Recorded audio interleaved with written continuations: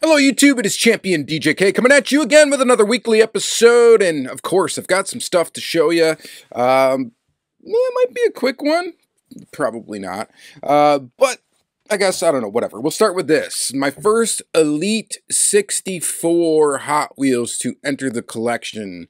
This will probably be a big topic of this video because I'm curious. I didn't get the Chaser. I didn't get the first one that came out. I jumped on this one because I thought it looked really cool. I guess we'll figure out today if that was a good choice or not. I don't know if I'm really into the next one that's coming out. I don't know in general how I feel about this line. So I'm sure a lot of you are going to have opinions about it, and I welcome those wholeheartedly in the comments of this video. So we will look at this. We will open it up and check out the Elite line and kind of talk about what we think about it, what I think about it, and all that. All right, so that, and then we got just some random basics that I just grabbed out of the pile of stuff I haven't opened. It looks like these are all C-case. We got a Fox Body Mustang, we got the Jeep Wagoneer, we got the Greenwood Corvette, and a 2018 Bentley Continental GT. So we're just going to open up those four just random basics that I grabbed. So that's it for Hot Wheels. We do have some Matchbox moving parts to take a peek at, and I get so confused about what wave is what for these. But these are some I found. I don't even know. Might not even have found them all at once. But we've got, oh, this is made with recycled zinc, they say on the packaging now. But we've got BMW, we've got a Bentley Continental, we've got a Range Rover, we've got the 2020 Chevy Corvette, and we've got the Ford GT40. I think I might already have this one. But I saw it, and I'm like, did I get that one yet or not? Can't remember. And I don't have it like on display in the room, so I guess I don't know. Well, whatever. We'll go through that. And then we've got just another majorette color changer. I think this is the last one. I'm looking in my drawer here. Yeah, it's the last one that I have to open, so we'll take a look at that. I guess it's appropriate because this has a moving part as well. Kind of need to compare this with your Matchbox moving parts. Pardon me. All right. Then I've got some premium stuff to look at. We're going to look at this Inno 64. I've already taken this off the base, and I've taken some pictures of it, and I posted those to my Instagram. So again, check me out on Instagram. I've been posting like nearly daily photographs of cars because I'm just enjoying doing it. So check those out if you want to. I'm also posting them to Facebook, my Facebook page, and sometimes I post them to the community page, of course, on YouTube as well. I've got a scratchy throat. Was a little under the weather in the beginning of the week, but we are recovering, but still got a little tickle. So that's unfortunate, but whatever. All right, then I went and splurged for some Para 64, which, by the way, you should check out the Diecast Breakdown episode. It's a podcast that I was a guest on at one time, but they had the person from Para 64 on there, and it was really, really cool. They had Para 64 on there. It was really cool to listen to. Just a really neat little interview. And then I actually decided I'm going to buy some because, I don't know, it made me want more Para in the collection. And I've been meaning to get some of this anyway. But we got the 1984 Toyota Helix single cab in kind of an off-white. We're going to check that out. I've got the, this one came out a little while ago, the 84 Toyota Celica Supra in super white with headlights up. Flippy headlights. And then we've got, this is one I was going to buy no matter what. These were the 1986 Roof BTR Grand Prix in Grand Prix white, the slant nose. These things I was really excited for when they announced it. So I got it in two colors. We got it in yellow and we got it in white. And those are cool. So the most excited one I am for, I guess the yellow one. But these two models These make the thumbnail. That'll work. All right. So, hey, 5-minute first half of the video. Let's go ahead and flip the camera on. Let's start opening this stuff up and take a look at it up close. All right. All right, guys. So I think it should be appropriate that we start with this Hot Wheels Elite 64, just because I really don't know how I feel about the value of this line and where it fits in with the current diecast collector, well, the current premium diecast collector, I should say. Is this going to bridge some basic Hot Wheels collectors into some premium stuff? Accurately scaled kind of stuff? I don't know. It might. It might not. But, you know, and it's not the first time that Hot Wheels has dabbled in more of like a collector premium model. And what I mean by that is something that's not Hot Wheelized, I guess. Well, and these are Hot... I don't know how to explain myself. What I'm trying to say is they've gone through like the accurate model kind of thing before with their Hot Wheels 100% line.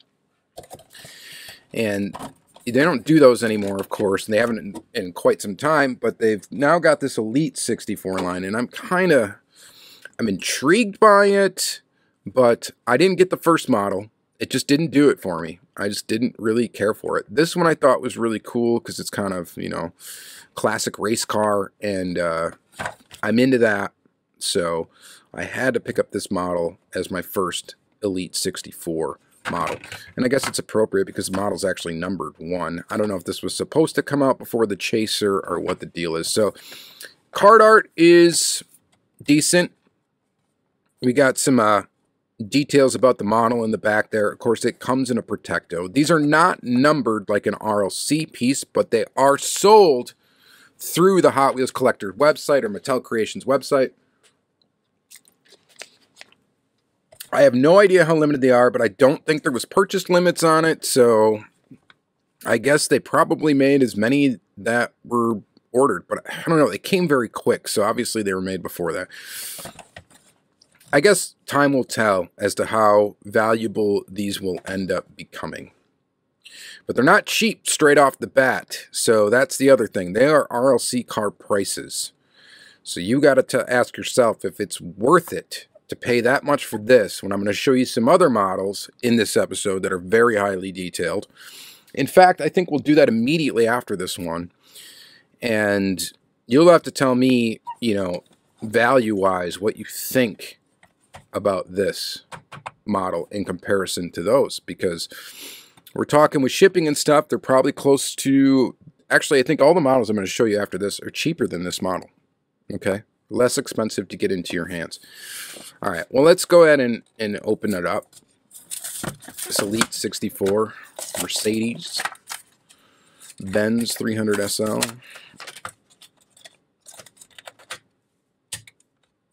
And go ahead and set it down here. All right, so what do you get for your money on this one? We have a metal body, we have a metal base, we have rubber tires that appear to be pretty realistically scaled. I'm going to guess by how skinny they are. The model rolls, so it's not just a display model technically. We have inserted details for the headlamps, as well as an inserted detail for this grille here with the Mercedes logo. Of course, we're going to have some full deco on this. We've got some details in the rear. I mean, I wouldn't really consider that taillight too premium. We got just a silver outline on some painted squares. Could do maybe a little better with that. Maybe some inserted detail for the taillight right off the bat. We'll mention that, of course, because that is kind of standard Hot Wheels-esque. And then we have opening going doors. And let's get those open. Pretty easy to get open. That's nice. We got a detailed roll cage on the inside. Oh, some details on the interior on the dash. Just like some silver painted in there. See how well you can see that. Trying to focus here. That looks pretty good. Some details on the seats as well. So that also looks pretty good. Quality control wise, it looks like I got a pretty nice one. I don't really see any major issues with it. Definitely going to take some cool pictures of this one. Make the most out of the model.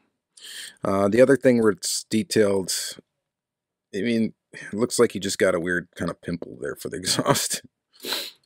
So that's not the best, I would say. But let's go ahead and shut the doors. So the doors, they shut pretty well. The most prominent gap is on the top of the car, which isn't, I guess if you're going to have a gap, that's where to put it, because it's a lot better to see it there than where the numbers connect to the panel down there. So, yeah. All right, so I like it. I think it's a good model. But I don't know that it's worth the cost. And that's where a lot of people are going to kind of, you know, use their opinion's going to be their wallet, right? Whether or not they continue to spend money on this particular item. They're not numbered. People, Hot Wheels collectors really like numbered models. So they're not necessarily super rare, or numbered, or you can't like prove how many there were produced. I bought this model because I thought it looked really cool, and I thought I definitely have to get at least one of these to check out. And this one fit the bill for me, so that's why I picked it up. I only got one. I didn't get more than one. I just bought the one, even though I don't think there were any purchase limits. But I decided to get this, and I don't know. The next one's a Mustang, I think, a wildly, you know, accentuated Mustang. And I just don't know if I'm gonna pick that one up. It looks kind of cool, but I don't know.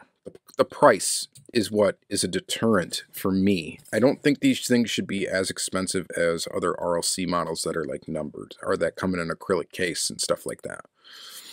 And to be frank with you, those are probably a little overpriced as well, especially when you get into the other stuff I like to collect, like boxed models like these. Now, these aren't cheap either.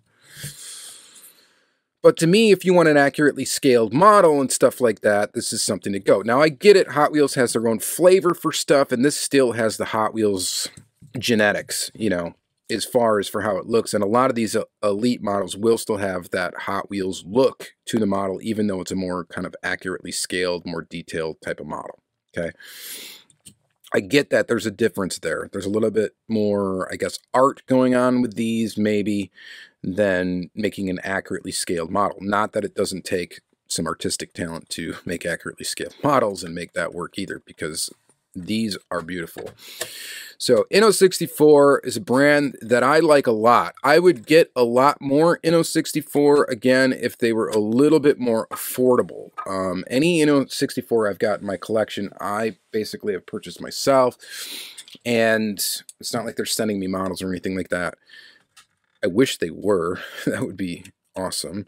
But I'm very selective of which ones I get just because of the price of these. These are not super cheap, but they are very detailed and very cool. And this one is just awesome.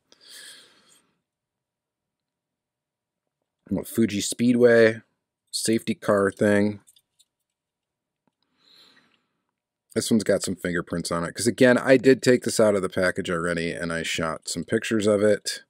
Inno 64 has been a brand that's kind of evolved over time in a bit. They do make models with metal bases now. They didn't originally. They were plastic. They seem to have kind of made some adjustments for how they produce their models. And the stuff that they put out now, I've really loved the stuff that's come out, the Inno 64. The details are on par with anything else that's a highly detailed model.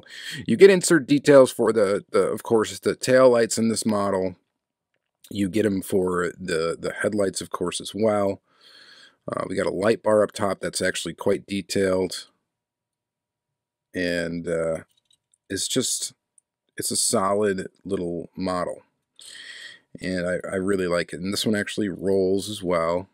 Doesn't roll like as good as a Hot Wheels will roll, but it rolls for those of you that care about that. We got a separate piece for the back window wiper, and actually for the front ones as well. So, or no, are those part of the windshield? I can't really tell. They're very, very small, and I'm afraid to touch them. And they also give you that kind of reflective surface on the mirror. So there's a lot of detail going on with this. This is less expensive to get than this. And Inno models are, I would guess, fairly limited, because if you start looking up some of the older ones that I have in my collection, I realize that some of them have gone up in value, likely because they're harder to find now. So I don't know how many of these they make per, no idea. If anybody knows how limited these models are, it'd be cool to know. But they're very detailed, and I think, and these, I think, present a better value than that. That's in my opinion. Another brand, of course, that's premium, that's kind of more up and coming, I guess, is Par 64. Now, they, of course, have, you know, they won Casting of the Year one year for the Lamley Awards. That was really cool. I would say some of their stuff has been hit or miss with as far as my interest in it. There have been some models that I don't really care about, but what they do is they do some unique stuff that you can't really get in any other by any other diecast brand. This 84 Toyota Celica Supra, it's super white. I took a while to get one of these. I'm glad I finally got one in the collection. So we're going to check this out. This is the oldest model that we're going to look at today from Par. I think this came out last year, if I'm remembering correctly. And again, we're going to look at value in comparison to this Hot Wheels Elite. Now, these are less expensive than the Innos. So these are even less expensive. So they're less expensive, of course, than the Elite. They're even less expensive, not as expensive as the Inno 64. Okay, but let's check out what you get for that. And of course, the price is going to vary depending on what hobby dealer you buy them from, where you are located, because you got to pay shipping and all that stuff. So we're going to unscrew it from the base. And of course, these come with an acrylic case too. So they're displayable in an acrylic case, where that Hot Wheels is not. And I think it is fair to look at these models in comparison to those Hot Wheels. And the other thing is they are licensed. I believe the Inno 64's stuff is all licensed. The Par 64 stuff is all licensed as well. So it's not like they're skimping on licensing or anything like that. And for a lot of you international, you know, non-US buyers, it's probably easier for you to get, even cheaper for you to get these cars than it is for that Hot Wheels that's likely only sold in the US and Canada or whatever. Pretty much in the US, you're paying international shipping no matter what otherwise. Where I believe these Pars and stuff like that in other countries, I think they're a little bit easier to get a hold of for you, maybe. I don't know. And I don't know that for sure. I'm just hypothesizing at this point. So we got some pretty good details in here. The headlights look okay. It is an inserted little bit for that headlight. I'm going to say they're not perfect, but they're good. I didn't even pay attention to headlights up or headlights down. I almost think I should have chose headlights down just because I like the more clean look of the headlights being down. Taillights look fantastic on this model. Very, very nice. The Supra graphic on the back looks really good. The proportions, the wheels, there's nothing to really complain about with this model. These have plastic bases. So if you care about that, that's plastic. Not a big deal to me at all. Some of my favorite brands like Kyosho and stuff like that are all plastic bases. And I honestly, if it saves money and these models can be cheaper with a plastic base, I don't care one bit. It's all about the look of the car. And that's really all that matters. Okay. And pretty detailed interior. Looks like wheels that are like to scale. The tires are not treaded. That's a cost-saving measure. And I do not care if the tires have tread in them or not. Like, this will take good pictures, tread or no tread. There's no way. Especially for my style of photo taking, where I usually take pictures with a dark background and stuff like that. Tires kind of end up blending in. You don't usually see much detail in the tires, so I don't care at all. I'm going to take some sick pictures of this. And it's going to be really cool. So you also got little detailed inserted pieces right there. So again, Value-wise, I mean, this presents a much higher value to me for my collection than that Hot Wheels does. So that's just the fact of the matter for me. It's just the way I feel, and you know, you guys feel free to disagree. Let me know why you think that Hot Wheels would bring a better value. Why is this? Why would you rather have this than the par stuff or the Inno stuff? I just, to me, I don't know. And that's why I'm just curious where this Elite 64 stuff is going to fit in with collectors. I'm having a hard time seeing that line be successful, especially with the initial choices of casting. The Mercedes is cool. The other two, I had no desire. I really have no desire for.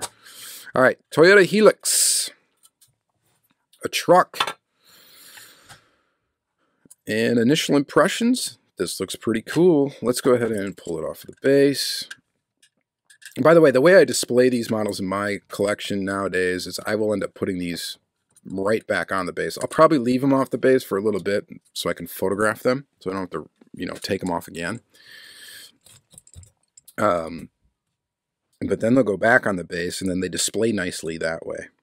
So that's why I'm really into the acrylic cases, because it just makes things easy. If you don't have a bunch of carny cases and stuff like that, this one rolls very smoothly. Wow. Really cool. So yeah, I'm digging this. You got side mirrors with the kind of like mirrored piece. It's not like perfectly put on there, but good enough. And then we got the taillights. Inserted pieces for that. Looks really good. The headlights look really good in this as well. Well, proportionately, the truck looks right on. And then the base. Oh, we got tread on the tires of this one. We got a full spare in the back. Plastic base. We got the four-wheel drive thing going on here. It's cool. That's interesting. So the base is screwed in right there, and then it's screwed in right there. That's kind of unique. At least it looks like that's how it is. I don't think I've ever seen an offset screw holding a casting together, so they got creative with this. And Par does things just a little bit differently than any other brand, and that's part of the reason why I really like them. One thing that I've mentioned a few times, there's something about the way they do panel lines that just looks good. How fine the panel lines are and how kind of crisp they come out and they look. Without, you know, creating a huge gap and without the paint covering them up. So there's something about the way they do that. Like even if you look at the Inno, like you can see the door panel almost kind of fades in with the paint. There's not like a crisp line there. And then you look at these Para 64s and there's a very kind of crisp panel line. Like the hood line here, all that stuff is very like crisp and detailed. And that's something that I think is kind of unique to this brand. I haven't really ever noticed it on any other brand, how like I've never really commented on it with any other brand being really good. So that's something definitely unique to Para. All right, so very cool. I like this. I'm glad I added this one to my collection. And again, I would get more Para 64, but I have to kind of spread my budget out to other brands and stuff, so I have a nice variety of things to show you. So it is what it is. So, all right, let's go on to what I was assuming was going to be the star of the Par show here, and that is these roof, one in Grand Prix white and one in the classic Blossom yellow. Setting those over there. Let's start with the, I actually kind of like it better in white. I think it looks cool. I think this was kind of like a predecessor to like the CTR. I really was excited about it because I love the way the slant nose 911 looks.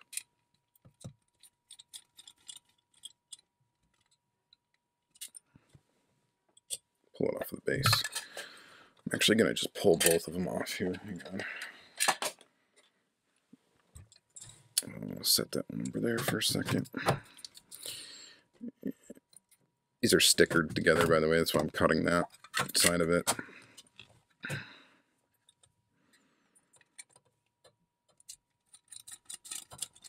Pull that one off. All right. Oopsies. I just didn't do any damage here.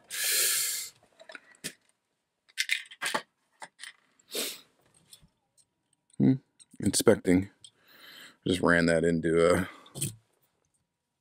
the truck here. Looks like, oh, good. I didn't do any damage. All right, we're safe. All right, so very, very cool. One little QC issue with mine. The wind or the mirror is kind of angled oddly forward on this one side in comparison to that side. So we'll point that out because I know you're going to see it. Rolls really good. We have a plastic base again, screwed together casting. We got no tread in the tires. That's, again, totally fine with me. We get inserted details for taillights. Of course, we don't need the inserted details for the headlights, but it looks like there's probably going to be a pop-up headlight version of this. I haven't looked close enough to see if they have one yet, but my guess is the way that those look, there probably will be. There's not yet, but there probably will be. I'm glad they did this car, though, because it's awesome. I was really excited for slant nose Porsche to come out. That's super cool. It just reminds me of the old Hot Wheels Porsche 930 casting that was a slant nose. I really liked that casting when I was a kid, and it's cool to get this one now. Again, rolls. Panel lines are crisp. Looks really good. The only issue with mine is this white one with the angled mirror. That looks a little bit goofy with it being angled forward like that. I wish I could just push it into place. I noticed it immediately when I looked at the casting. And so I had to mention it. But other than that, the casting's great. It's just that one little flaw right there on mine. This one, the mirrors, well, it looks like we got this one that's pushed a little forward too. This one's harder to notice. But very, very cool. All right, so I'm digging those. I'm digging Para. I'm digging what they're doing. Cool. Their social media presence is actually really cool too. I think they do a good job of participating in discussion with collectors, and that's actually kind of important to me. I like that they engage in conversation with people. They take criticism well. That is another thing they don't. They take criticism well with their models. They don't get, I don't know, whatever. They just, whatever that means, they do that, okay? I've seen them respond to comments, and I think the way they do it is a pretty classy way to do it. And watching the interview on that podcast was, confirmed that. So, all right, very, very cool. I am definitely digging those, and you guys knew I would. All right. We got to move on, though, because we got barely any time. Well, I'm acting like we have a time limit. We don't, but we're ready to move on. All right, so Majorette. All we have left is a Majorette. We're going to end it with just some basic old Hot Wheels, a little palette cleanser. And then you guys can move on to someone else's video. All right. Color changers, Dodge SRT Viper. Looks like we go from a red to a green. I've been showing like one of these per episode, just gradually getting them out there. Finding a way for them to be relevant in each episode. This one, I guess, is relevant because we're going to look at some Matchbox moving parts after this. Yeah, Majorette does opening features well. Panel gaps look pretty good. And they also make the best use of like windshields and stuff like that to make headlights, which I'm a fan of. Graphical details on the tail looks pretty good too. I'm going to warm this one up in my hand so we can change its color. while we're doing that, let's take a look at an opening door model from Matchbox. So this is new that they put this up here, made with recycled zinc. I suppose that's cool. I would imagine, honestly, that every single diecast model, like metal that's used, is probably made out of recycled stuff. Like, I'm gonna guess that that's probably the case. So I don't know if that claim's really worth anything, but it is what it is. I guess it's good that they're being environmentally conscious. Oh, this is just turning it more green. I thought I was going to turn it red, but whatever. It looks good green. It's got suspension too. That's another thing to mention with the Majorette. I mean, all in all, pretty cool. Majorette is so hit or miss with whether or not I enjoy the models. This one's pretty decent. It's a Viper. All right. Matchbox moving parts. So these are the basic moving parts models from Matchbox. This is a BMW here. Of course, it rolls. Pretty much everything's the same as a regular basic Matchbox, except for the fact that it's got a moving part. We got headlight detail, taillight detail, which looks pretty good. And Matchbox has always brought really good value for money. And these moving parts lines, I would say, are in there. They're good. They're decent. But the basic Matchbox models, of course, are still my favorite as far as value for money go. For what you get for a $1 car. And these are like $3, I think, or something like that. Maybe even $4. So I don't know if it's necessarily worth it. And I don't really care too much about cars having moving parts. But I like the castings that they've done so far. Bentley Continental.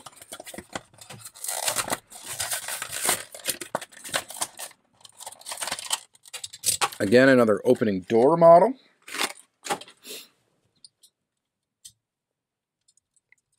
Doors shut and open good. They do a good job of it. We got some nice detail up there in the front. That looks pretty darn good. Liking that. Liking that. And yeah, it's a nice little basic model. Tan interior. Not much else to say about that one. One more opening door model, the Range Rover. Let's get that one open. Starting to lose my voice a little bit here, so we gotta go. All right. And that looks bad. I don't know. Kind of an ugly vehicle, in my opinion. I don't know why, I just don't like this convertible version of this. That gap up the front is like massive. If you were to blow that up 164, it would be like a 2-foot wide gap. So not great, but now we got taillight details. And we got good details up front. That looks good. It's just those big gaps in the front, kind of goofy. At this angle right here, make a good picture. Other than that, it'd be a little difficult. It's funny how I look at, like, now that I've gotten real kind of into just photographing these cars, and just Corvette, I'm kind of like picking cars based on what I think will look good in the camera.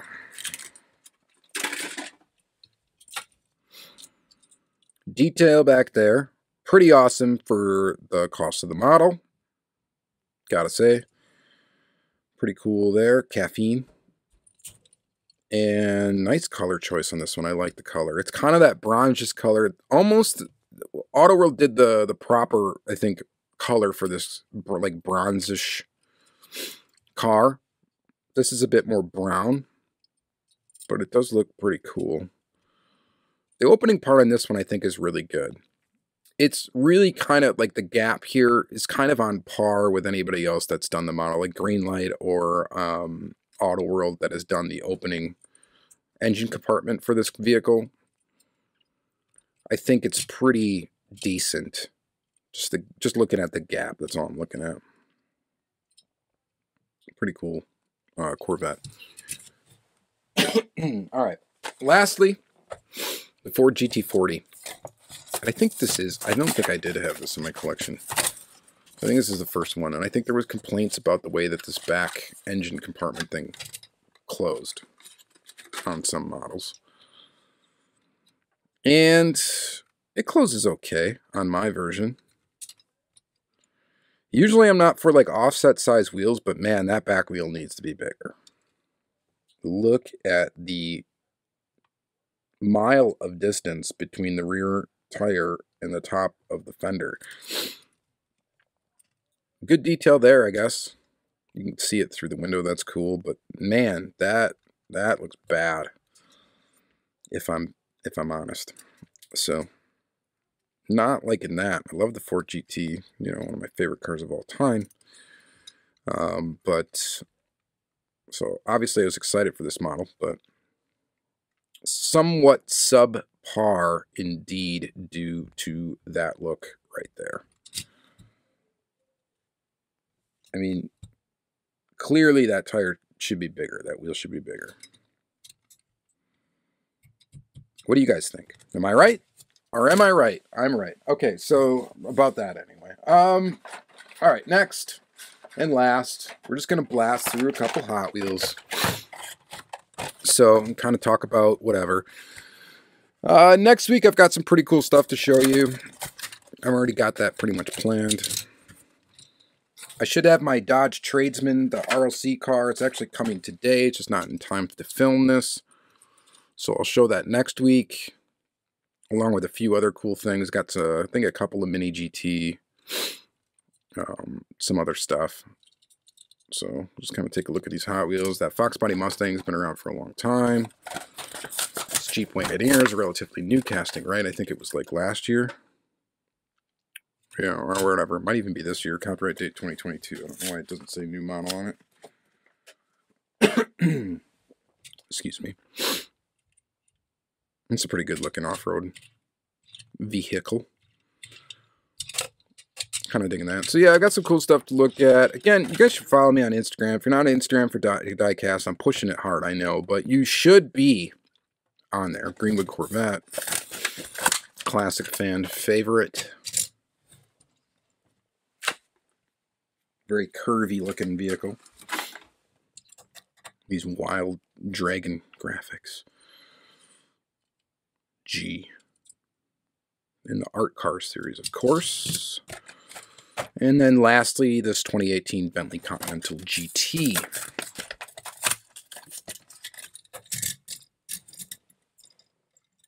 I like this casting. I think it's pretty cool. The Mini GT one is awesome. Of course, a bit of a step up from this. But yeah, and that's going to be it. So let me know what you guys think. All right. The main question I have for you is about these Elite 64 models, okay? Just very curious what you think about the value for these. So if there's one thing you want to pick the comment about, I pick it about this. And then how does that compare to the Inno 64 models or the Para 64 models?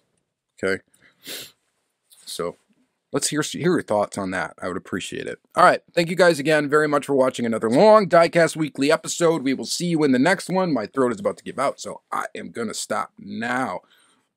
Talk to you later.